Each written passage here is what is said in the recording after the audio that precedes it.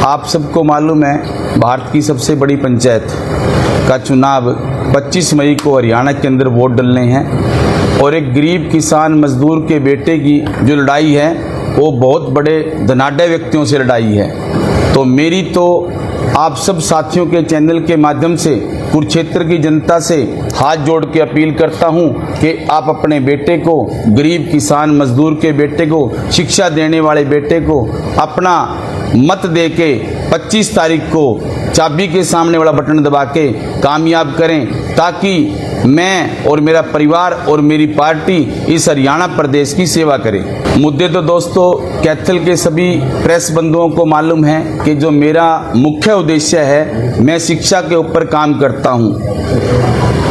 भिन्न कोर्स मैं 10 साल से अपने कैथल हलके की, कैथल जिले की जो हमारी गरीब परिवारों की बेटियां हैं या गरीब परिवारों के बेटे हैं, जिनको फ्री में हम एनटीटी का डिप्लोमा, फ्री में कंप्यूटर का डिप्लोमा, फ्री में फायरमैन का डिप्लोमा और फ्री में जो बेटियां हमारी जिनके पिताजी नहीं हैं उनको हम बीएड करवा रहे हैं। जितने भी ये नेता अभी चुनाव लड़ रहे हैं, सुशील गुप्ता जी, नवीन जिंदल जी, अभय सिंह चौटाला जी, आप उनसे क्वेश्चन करो कि आपने किसी गरीब के बेटे को एनटीटी करवाई है, किसी गरीब की बेटी को बीएड करवाई है।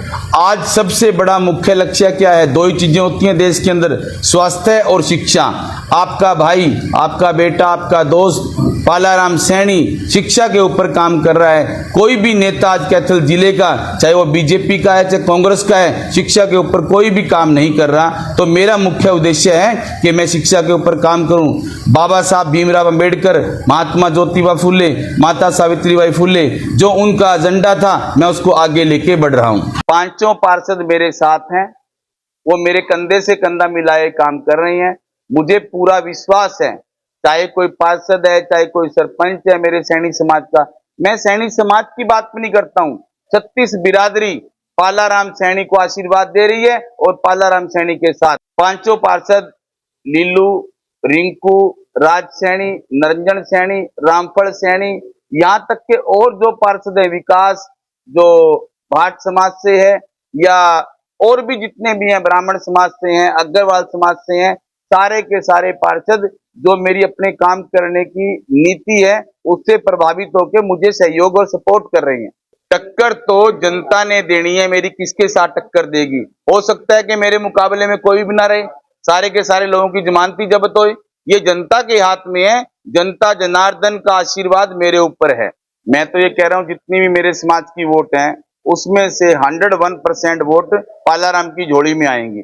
राजू पाई अब भी मेरे ऑफिस के अंदर बैठे हैं, जाके देख सकते हो आप, मेरे साथ है प्रचार में। अभी परसों संदीप गढ़ी, उसने पूरे दल बल के साथ मेरा धन्यवाद किया, मेरा स्वागत किया। पूरी टीम राजू गढ़ी के घर के ऊपर थी और वहां पे 200-250 लोग थे। मैं तो शहर की जनता से अपील करूंगा कि आपका बेटा, आपका भाई ग्राउंड के ऊपर इतने काम कर रहा है। कोरोना काल के दौरान देश और प्रदेश के अंदर हाहाकार मचा हुआ था। एक पहला स्कूल था आपके भाई का, आपके बेटे का, मूनलाइट पब्लिक स्कूल, जिसने 6 महीने की फीस माफ करी थी। मेरे को बता दो किसी नेता के स्कूल ने 6 महीने की फीस माफ करी हो? बच्चों को वर्दी दी, बच्चों को बुक्सें दी हमने।